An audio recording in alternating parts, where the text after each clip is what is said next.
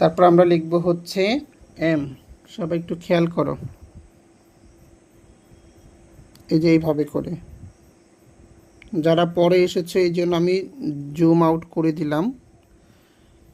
M, পরেরটা দেখো, ঠিক একই রকমভাবে এনটা লিখবে, যেন এন লেখার সময় যেন অতিরিক্ত বড় না হয়। কেউ যদি এরকম করে যদি এন লেখে তাহলে কি হবে বলো? এরকম ভুল যেন কারো না হয়, এটা লিখবে এইভাবে করে, এটা একটু নিচের দিকে এইভাবে থাকে, ঠিক আছে?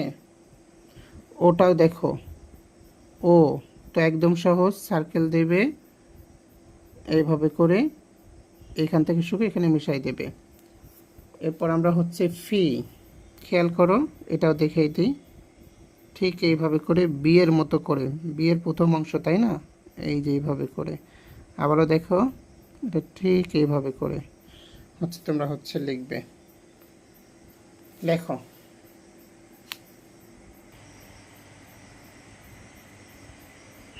সোফিয়া লেখো, লেখার দিকে মনোযোগ দাও।